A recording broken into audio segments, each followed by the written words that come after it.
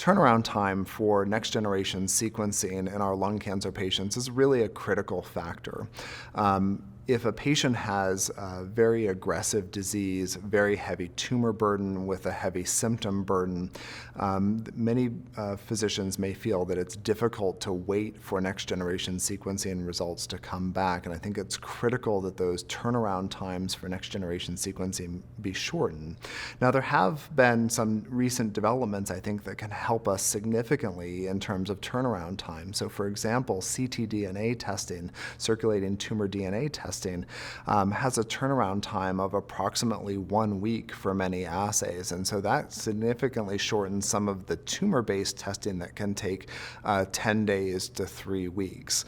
One of the issues relating to ctDNA testing is that it can have lower sensitivity, but the way that I look at this is I typically will send actually both ctDNA testing or blood-based testing as well as tumor testing. If the ctDNA is positive, I feel very comfortable treating off of that result based on a positive oncogene test.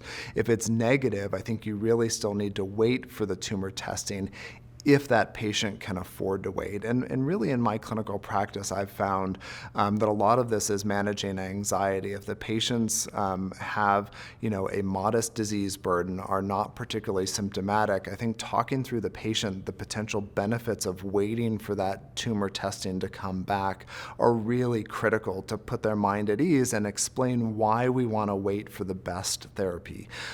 Because we could, in theory, do harm if we're treating, for example, only off of a PD-L1 test that's high in a never smoker. I think there's a very low chance that that patient's going to respond to that therapy, and they may actually end up having very rapid progression and symptomatic deterioration due to rapid progression.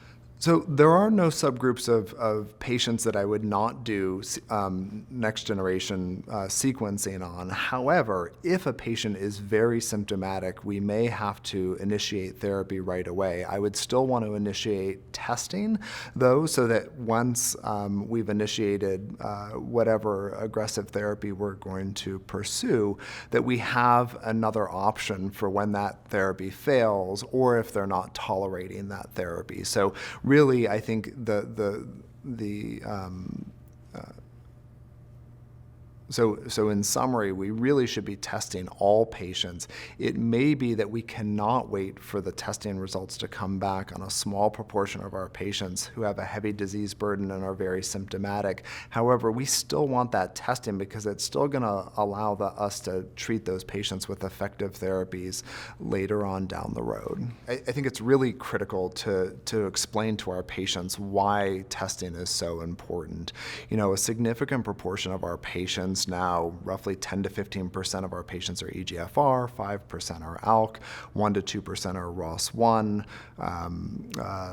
3% are BRAF mutation positive, 1 to 2% are RET gene fusion positive. That really is starting to add up to a significant number of patients who have meaningful therapies available to them. And I think taking the time to explain to them that these therapies are often far superior to standard of care chemotherapy or chemotherapy plus immunotherapy with far less toxicity, I think really helps patient anxiety and helps them understand why we're waiting.